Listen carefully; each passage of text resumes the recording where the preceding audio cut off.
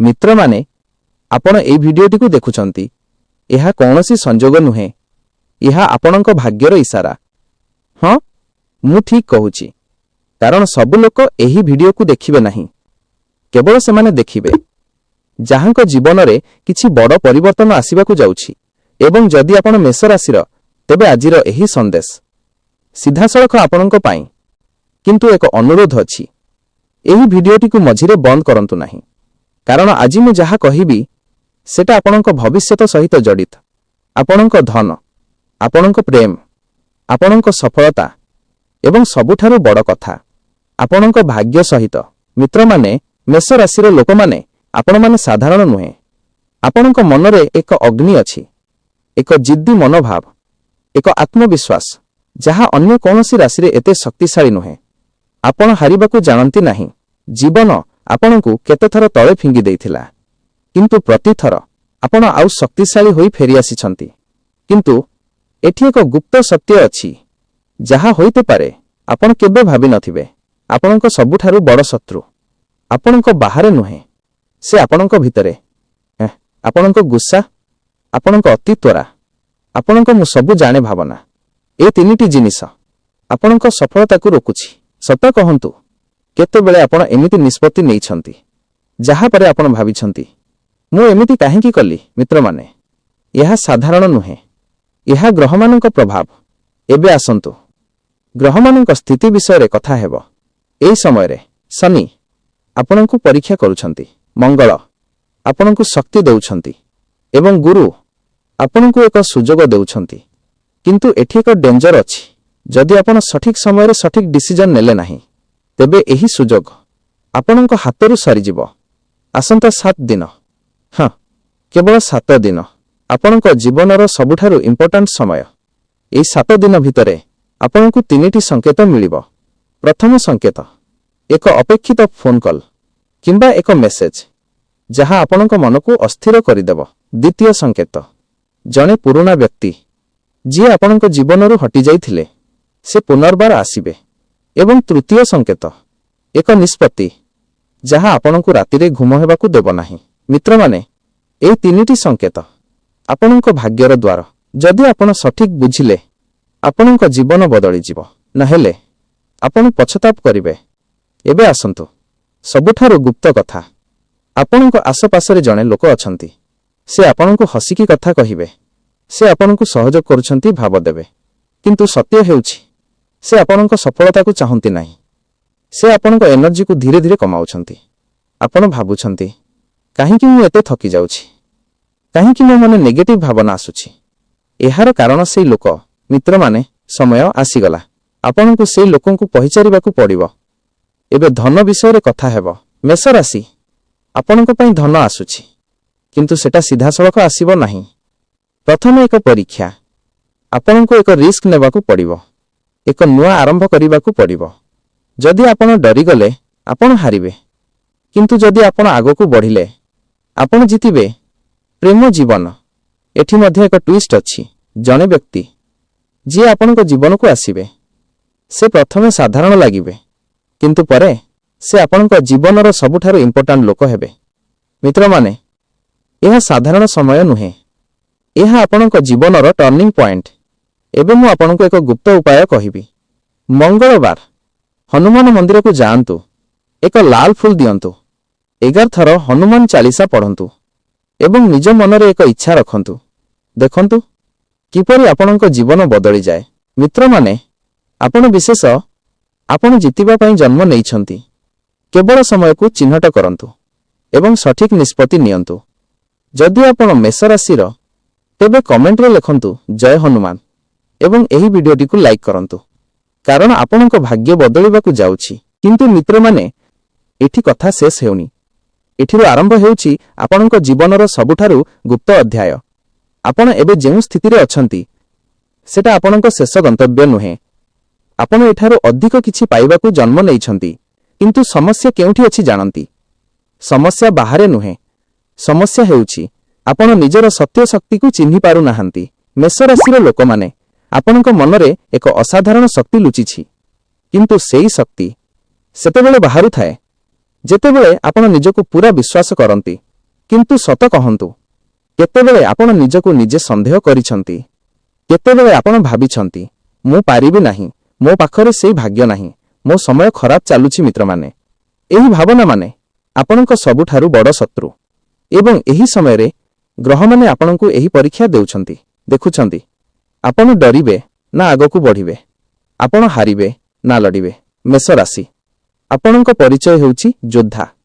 ଯେଉଁଠି ଅନ୍ୟମାନେ ଡରନ୍ତି, ସେଠି ଆପଣ ଆଗକୁ ବଢ଼ନ୍ତି। କିନ୍ତୁ ଏଥର ଯୁଦ୍ଧ ବାହାରେ ନୁହେଁ, ଯୁଦ୍ଧ ଆପଣଙ୍କ ଭିତରେ, ଆପଣଙ୍କ ଭୟ ସହିତ, ଆପଣଙ୍କ ସନ୍ଦେହ ସହିତ।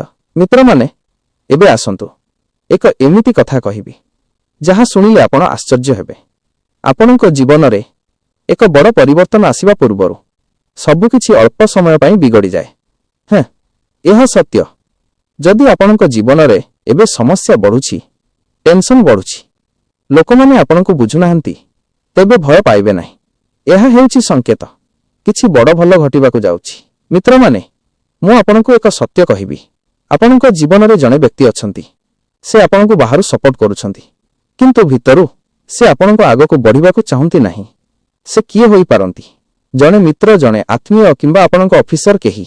ସେ ଆପଣଙ୍କ ସଫଳତାକୁ ଦେଖି ଈର୍ଷ୍ୟା କରୁଛନ୍ତି। ସେ ସିଧାସଳଖ କିଛି କରିବେ ନାହିଁ, କିନ୍ତୁ ଆପଣଙ୍କୁ ଡାଉଟ୍ କରାଇବେ, ଆପଣଙ୍କ କନଫିଡେନ୍ସ କମାଇଦେବେ। ଏହି କାରଣରେ ଏବେ ସମୟ ଆସିଗଲା ଆପଣଙ୍କୁ ନିଜର ସର୍କଲ ଚେଞ୍ଜ କରିବାକୁ। ନେଗେଟିଭ୍ ଲୋକମାନଙ୍କୁ ଦୂରେ ରଖନ୍ତୁ ଏବଂ ସେମାନଙ୍କ ସହିତ ରୁହନ୍ତୁ, ଯେଉଁମାନେ ଆପଣଙ୍କୁ ଆଗକୁ ବଢ଼ାନ୍ତି। ଏବେ ଆସନ୍ତୁ, ଧନ ଓ କ୍ୟାରିୟର ବିଷୟରେ ଆଉ ଗଭୀର କଥା କରିବା। ମେଷ ରାଶି, ଆପଣଙ୍କ ପାଇଁ ଏକ ନୂଆ ଦ୍ୱାର ଖୋଲିବାକୁ ଯାଉଛି, କିନ୍ତୁ ସେଟା ଆପଣଙ୍କ କମ୍ଫର୍ଟ ଜୋନ୍ ବାହାରେ। ଏକ ନୂଆ କାମ, ଏକ ନୂଆ ଅବସର କିମ୍ବା ଏକ ନୂଆ ଆଇଡିଆ। ପ୍ରଥମେ ଆପଣଙ୍କୁ ଡର ଲାଗିବ। ଆପଣ ଭାବିବେ, ମୁଁ ଏହା କରିପାରିବି କି? କିନ୍ତୁ ମିତ୍ରମାନେ, ସେହି ଡର ଭିତରେ ଆପଣଙ୍କ ସଫଳତା ଲୁଚିଛି। ଯଦି ଆପଣ ସେହି ଡରକୁ ଜିତିଲେ, ଆପଣଙ୍କ ଜୀବନ ପରିବର୍ତ୍ତନ ହେବ। ଏବେ ପ୍ରେମ ବିଷୟରେ। ମେଷ ରାଶିର ଲୋକମାନେ, ଆପଣମାନେ ଭଲ ପାଇବାରେ ସତ୍ୟବାନ। ଆପଣ ଯେତେବେଳେ କାହାକୁ ଭଲ ପାଆନ୍ତି, ପୁରା ହୃଦୟରୁ ଭଲ ପାଆନ୍ତି। କିନ୍ତୁ ଏଠି ମଧ୍ୟ ଏକ ସମସ୍ୟା, ଆପଣ ଅତି ଇମୋସନାଲ ଏବଂ କେବେ କେବେ ଭୁଲ ଲୋକଙ୍କୁ ବିଶ୍ୱାସ କରିଦିଅନ୍ତି। ଆସନ୍ତା ସମୟରେ ଜଣେ ବ୍ୟକ୍ତି ଆପଣଙ୍କ ଜୀବନକୁ ଆସିବେ। ସେ ଆପଣଙ୍କୁ ବୁଝିବେ, ଆପଣଙ୍କୁ ସପୋର୍ଟ କରିବେ, କିନ୍ତୁ ଏଥର ଆପଣଙ୍କୁ ସତର୍କ ରହିବାକୁ ପଡ଼ିବ। ତ୍ୱରାରେ ଡିସିଜନ୍ ନେବେ ନାହିଁ। ସମୟ ନିଅନ୍ତୁ, ବୁଝନ୍ତୁ, ତାପରେ ନିଷ୍ପତ୍ତି ନିଅନ୍ତୁ। ମିତ୍ରମାନେ, ଏବେ ମୁଁ ଆପଣଙ୍କୁ ଏକ ଖୁବ୍ ଗୁପ୍ତ କଥା କହିବି, ଯାହା ସାଧାରଣତଃ କେହି କହିନଥାନ୍ତି। ମେଷ ରାଶିର ଲୋକମାନେ, ଯେତେବେଳେ ଆପଣମାନେ ନିଜର ଏନର୍ଜିକୁ ସଠିକ୍ ଦିଗରେ ବ୍ୟବହାର କରନ୍ତି, ତେବେ ଆପଣଙ୍କୁ କେହି ରୋକିପାରେ ନାହିଁ। ଆପଣ ଅସମ୍ଭବକୁ ସମ୍ଭବ କରିଦିଅନ୍ତି। କିନ୍ତୁ ଯଦି ଆପଣ ନିଜର ଏନର୍ଜିକୁ ଭୁଲ ଦିଗରେ ଦେଇଦେଲେ, ତେବେ ଆପଣ ନିଜକୁ ନିଜେ ନଷ୍ଟ କରିଦିଅନ୍ତି। ଏହି କାରଣରେ ଏବେ ସମୟ ଆସିଗଲା ଆପଣଙ୍କୁ ଫୋକସ୍ କରିବାକୁ, ଆପଣଙ୍କ ଲକ୍ଷ୍ୟ ଉପରେ, ଆପଣଙ୍କ ସ୍ୱପ୍ନ ଉପରେ। ମିତ୍ରମାନେ, ଆସନ୍ତା 21 ଦିନ ଆପଣଙ୍କ ଜୀବନର ଗୋଲ୍ଡେନ୍ ପିରିୟଡ଼। ଏହି ସମୟରେ ଆପଣ ଯାହା କରିବେ, ତାହାର ପ୍ରଭାବ ଦୀର୍ଘ ସମୟ ରହିବ। ତେଣୁ ଛୋଟ ଛୋଟ ନିଷ୍ପତ୍ତିକୁ ମଧ୍ୟ ଗୁରୁତ୍ୱ ଦିଅନ୍ତୁ। ଏବେ ଏକ ଛୋଟ ପରୀକ୍ଷା। ମୁଁ ଯାହା କହିବି, ଆପଣ ମନରେ ଉତ୍ତର ଦିଅନ୍ତୁ। ଆପଣଙ୍କ ଜୀବନରେ କେହି ଅଛନ୍ତି କି, ଯିଏ ଆପଣଙ୍କୁ ନେଗେଟିଭ୍ କରୁଛନ୍ତି? ଆପଣ କୌଣସି ଡିସିଜନକୁ ନେଇ କନଫ୍ୟୁଜ ଅଛନ୍ତି କି? ଆପଣ ଭିତରୁ ଭାବୁଛନ୍ତି କି ଆପଣ କିଛି ବଡ଼ କରିପାରିବେ? ଯଦି ଉତ୍ତର ହଁ, ତେବେ ମିତ୍ରମାନେ, ଆପଣ ସଠିକ୍ ରାସ୍ତାରେ ଅଛନ୍ତି। କେବଳ ଆପଣଙ୍କୁ ଏକ ପୁଶ୍ ଦରକାର, ଏବଂ ସେଇ ପୁଶ୍ ଆଜିର ଏହି ଭିଡିଓ ଆପଣଙ୍କୁ ଦେଉଛି। ଏବେ ସବୁଠାରୁ ଶକ୍ତିଶାଳୀ ଉପାୟ, ଯାହା ଆପଣଙ୍କ ଜୀବନକୁ ପରିବର୍ତ୍ତନ କରିପାରେ। ମଙ୍ଗଳବାର ସକାଳେ ସ୍ନାନ କରି ପବିତ୍ର ମନରେ ହନୁମାନଙ୍କ ନାମ ନିଅନ୍ତୁ। ଏକ ଦୀପ ଜଳାନ୍ତୁ ଏବଂ 11 ଥର ହନୁମାନ ଚାଳିଶା ପଢ଼ନ୍ତୁ। ତାପରେ ନିଜ ଇଚ୍ଛାକୁ ମନରେ କହନ୍ତୁ। କିଛି ଦିନ ମଧ୍ୟରେ ଆପଣ ପରିବର୍ତ୍ତନ ଦେଖିବେ। ମିତ୍ରମାନେ, ଏହା କେବଳ ରାଶିଫଳ ନୁହେଁ, ଏହା ଆପଣଙ୍କ ଜୀବନର ଏକ ସନ୍ଦେଶ। ଏବଂ ଏହି ସନ୍ଦେଶକୁ ଅନଦେଖା କରିବେ ନାହିଁ, କାରଣ ଏହା ଆପଣଙ୍କ ଭାଗ୍ୟର ଡାକ। ମିତ୍ରମାନେ, 1 ମିନିଟ୍ ପାଇଁ ଶାନ୍ତ ହୋଇ ଭାବନ୍ତୁ, ଆପଣଙ୍କ ଜୀବନ ଏବେ କେମିତି ଚାଲୁଛି? ସତରେ ସବୁକିଛି ଠିକ୍ ଅଛି, ନାକି ଭିତରେ କିଛି ଅସ୍ଥିରତା ଅଛି? ଆପଣ ବାହାରୁ ହସୁଛନ୍ତି, କିନ୍ତୁ ଭିତରୁ ଥକି ଯାଇଛନ୍ତି। କାହାକୁ କହିପାରୁନାହାନ୍ତି, କିନ୍ତୁ ମନରେ ଏକ ଭାର ଅଛି। ମିତ୍ରମାନେ, ମୁଁ ବୁଝିପାରୁଛି, କାରଣ ମେଷ ରାଶିର ଲୋକମାନେ ସେମାନେ ବାହାରୁ ଶକ୍ତିଶାଳୀ ଦେଖାଯାନ୍ତି କିନ୍ତୁ ଭିତରୁ ସେମାନେ ବହୁତ ସେନ୍ସିଟିଭ୍। ଆପଣ ସବୁକିଛି ଏକାକୀ ସହିନ୍ତି। ଆପଣ କେହିଙ୍କୁ ଆପଣଙ୍କ ଦୁଃଖ ଦେଖାନ୍ତି ନାହିଁ ଏବଂ ଏହି କାରଣରେ କେବେ କେବେ ଆପଣ ଭିତରୁ ଭାଙ୍ଗିଯାଆନ୍ତି। କିନ୍ତୁ ମିତ୍ରମାନେ, ଆଜିର ଏହି ସନ୍ଦେଶ ଆପଣଙ୍କୁ ଏହି କଥା କହିବାକୁ ଆସିଛି, ଆପଣ ଏକା ନୁହେଁ ଏବଂ ଆପଣଙ୍କ ସମସ୍ୟା ଶେଷ ହେବାକୁ ଯାଉଛି।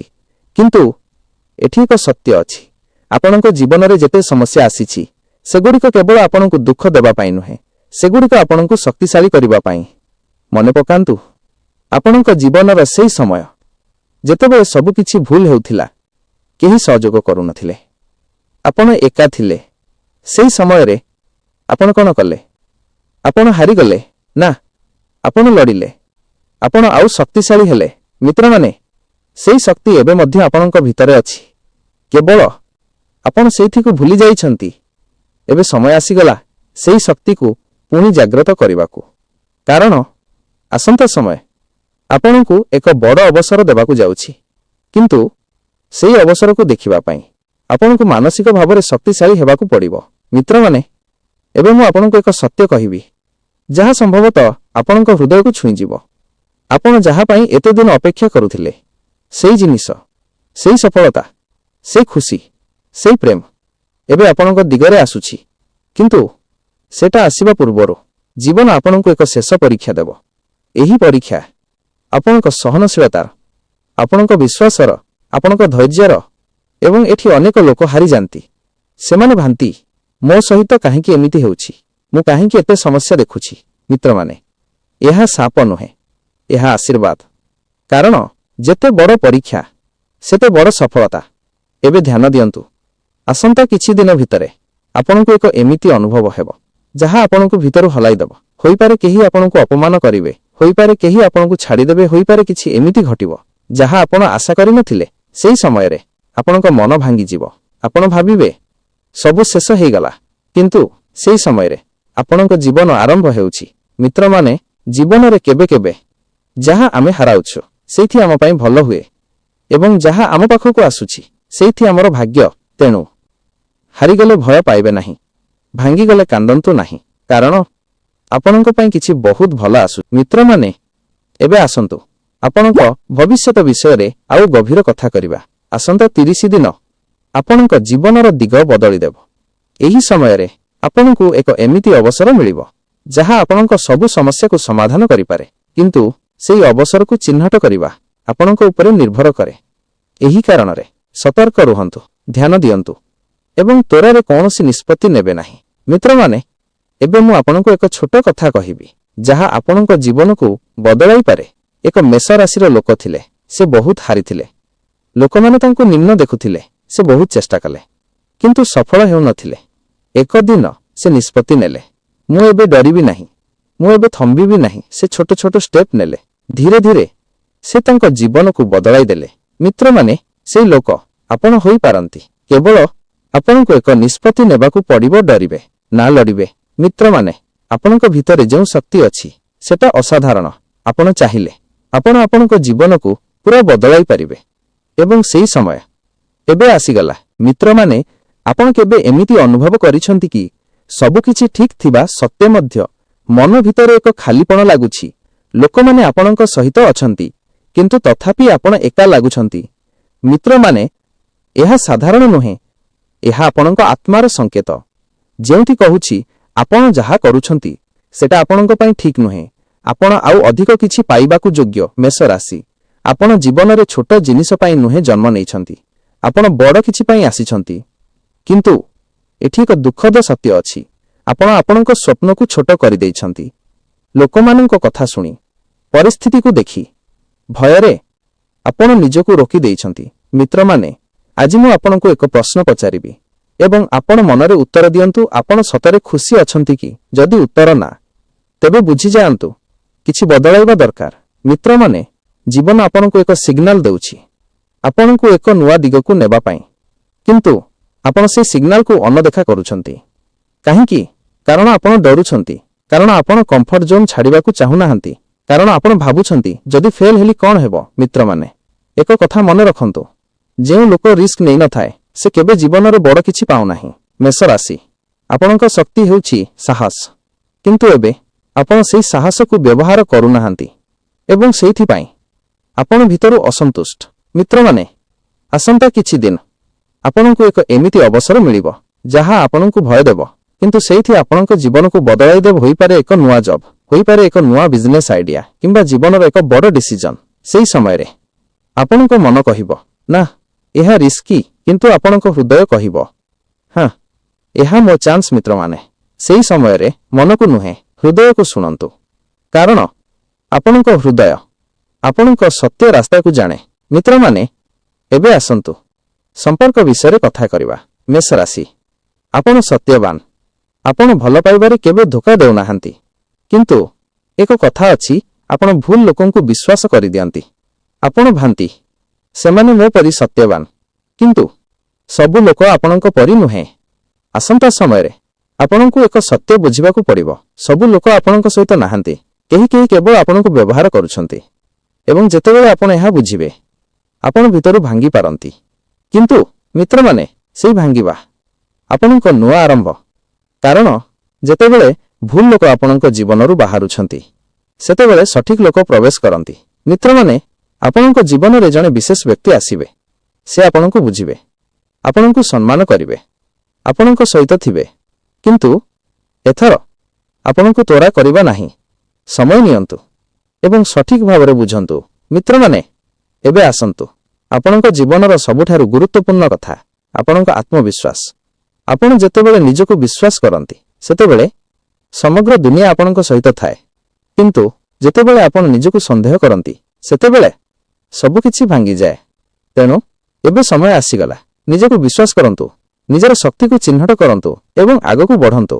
ମିତ୍ରମାନେ, ଏକ କଥା ସବୁବେଳେ ମନେ ରଖନ୍ତୁ, ଆପଣ ଯେତେ ଭାବୁଛନ୍ତି ତାଠାରୁ ଅଧିକ ଶକ୍ତିଶାଳୀ ଏବଂ ଆପଣଙ୍କ ଜୀବନରେ ଯେତେ ସମସ୍ୟା ଆସିଛି, ସେମାନେ ଆପଣଙ୍କୁ ତୋଡ଼ିବାକୁ ନୁହେଁ, ଆପଣଙ୍କୁ ତିଆରି କରିବାକୁ। ମିତ୍ରମାନେ, ଏବେ ମୁଁ ଆପଣଙ୍କୁ ଏକ ଶେଷ ସଂକେତ ଦେଉଛି। ଆସନ୍ତା 5 ଦିନ ଭିତରେ ଆପଣଙ୍କ ଜୀବନରେ ଏକ ଛୋଟ ଘଟଣା ହେବ। ସେଟା ଛୋଟ ଲାଗିବ, କିନ୍ତୁ ସେଇଠି ଆପଣଙ୍କ ଜୀବନର ବଡ଼ ପରିବର୍ତ୍ତନର ଆରମ୍ଭ। ତେଣୁ ସତର୍କ ରୁହନ୍ତୁ, ଧ୍ୟାନ ଦିଅନ୍ତୁ ଏବଂ ସେହି ସଂକେତକୁ ଅନଦେଖା କରିବେ ନାହିଁ। ମିତ୍ରମାନେ, ଆପଣଙ୍କ ଜୀବନ ବଦଳିବାକୁ ଯାଉଛି ଏବଂ ସେହି ସମୟ ଏବେ। ମିତ୍ରମାନେ, ଏବେ ଯାହା ମୁଁ କହିବାକୁ ଯାଉଛି, ଦୟାକରି ଧ୍ୟାନ ସହିତ ଶୁଣନ୍ତୁ, କାରଣ ଏହା ସାଧାରଣ କଥା ନୁହେଁ। ଏହା ସିଧାସଳଖ ଆପଣଙ୍କ ଜୀବନ ସହିତ ଜଡ଼ିତ ଏବଂ ସମ୍ଭବତଃ ଏହି କଥା ଶୁଣିବା ପରେ ଆପଣ ଆଜିଠାରୁ କିଛି ବଦଳାଇବେ। ମିତ୍ରମାନେ, ଆପଣଙ୍କ ଜୀବନରେ ଏକ ପ୍ୟାଟର୍ନ ଅଛି। ଧ୍ୟାନ ଦେଖିଛନ୍ତି କି? ଆପଣ ଲୋକଙ୍କୁ ବହୁତ ଶୀଘ୍ର ବିଶ୍ୱାସ କରିଦିଅନ୍ତି। ଆପଣ ଦିଲରୁ ଭଲ ପାଉଛନ୍ତି, ଆପଣ ସତରେ କାହାକୁ ଛାଡ଼ିବାକୁ ଚାହୁଁନାହାନ୍ତି, କିନ୍ତୁ ଫଳ କ'ଣ ମିଳୁଛି? ଆପଣ ଦୁଃଖ ପାଉଛନ୍ତି, ଆପଣ ଧୋକା ଖାଉଛନ୍ତି, ଆପଣ ଭିତରୁ ଭାଙ୍ଗୁଛନ୍ତି। ମିତ୍ରମାନେ, ଏହା କେବଳ ଭାଗ୍ୟ ନୁହେଁ, ଏହା ଆପଣଙ୍କ ଏକ ଅଭ୍ୟାସ ଏବଂ ଏହି ଅଭ୍ୟାସ ଆପଣଙ୍କୁ ଆଗକୁ ବଢ଼ିବାରୁ ରୋକୁଛି। ଏବେ ଏକ କଠୋର ସତ୍ୟ, ସବୁ ଲୋକ ଆପଣଙ୍କ ପରି ସତ୍ୟବାନ ନୁହେଁ, ସବୁ ଲୋକ ଆପଣଙ୍କୁ ବୁଝିବେ ନାହିଁ ଏବଂ ସବୁ ଲୋକ ଆପଣଙ୍କ ପାଇଁ ନୁହେଁ। ମିତ୍ରମାନେ, ଯେତେ ଶୀଘ୍ର ଆପଣ ଏହା ବୁଝିବେ, ସେତେ ଶୀଘ୍ର ଆପଣଙ୍କ ଜୀବନ ସହଜ ହେବ। ଏବଂ ଏବେ ଶୁଣନ୍ତୁ, ଆପଣଙ୍କ ଜୀବନରେ ଏକ ବଡ଼ ପରିବର୍ତ୍ତନ ଆସୁଛି, କିନ୍ତୁ ସେହି ପରିବର୍ତ୍ତନ ଆସିବା ପୂର୍ବରୁ ଆପଣଙ୍କୁ କିଛି ହାରାଇବାକୁ ପଡ଼ିବ।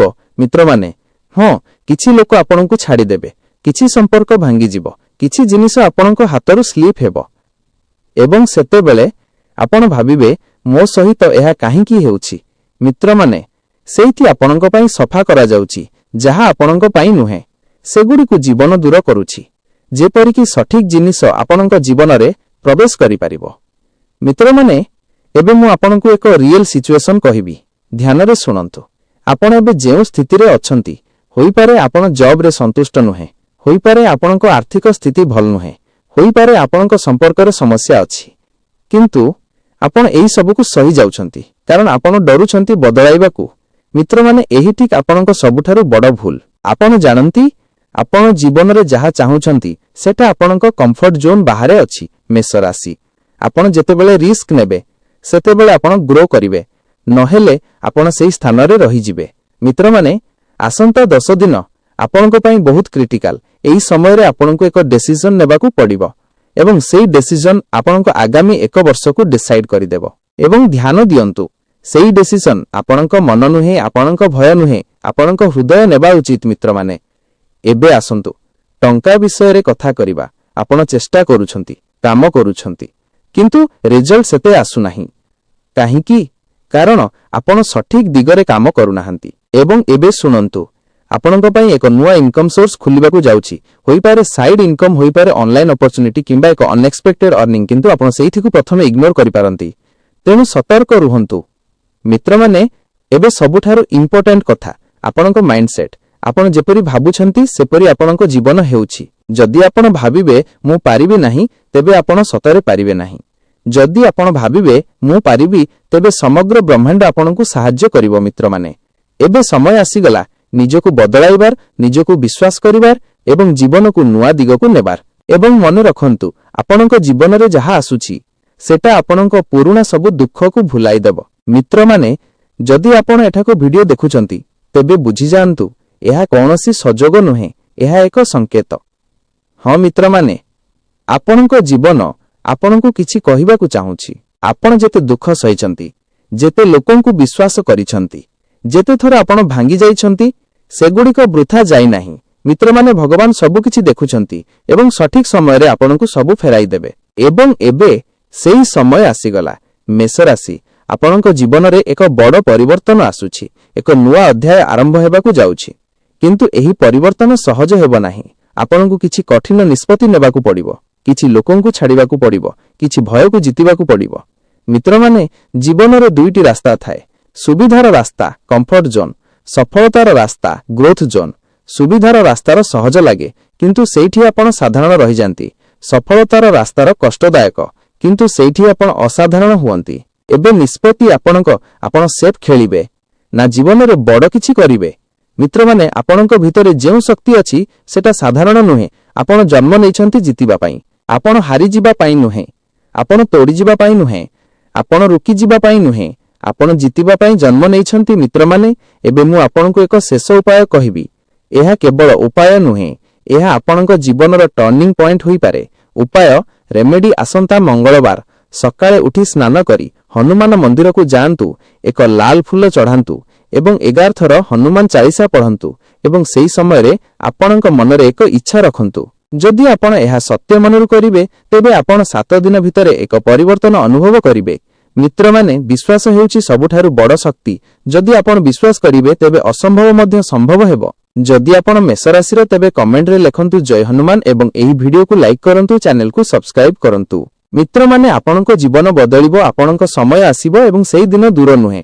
ଏବଂ ମନେ ରଖନ୍ତୁ, ଆଗାମୀ ଭିଡିଓରେ ମୁଁ କହିବି କେଉଁ ରାଶି ଅଚାନକ ଧନୀ ହେବାକୁ ଯାଉଛି ଏବଂ କେଉଁ ରାଶିକୁ ସତର୍କ ରହିବା ଦରକାର। ଯଦି ଏହି ଭିଡ଼ିଓ ଆପଣଙ୍କ ମନକୁ ଛୁଇଁଥିଲା, ତେବେ ଲାଇକ୍ କରନ୍ତୁ ଏବଂ ଆଷ୍ଟ୍ରୋଭାଗ୍ୟ ଚ୍ୟାନେଲକୁ ସବସ୍କ୍ରାଇବ୍ କରନ୍ତୁ।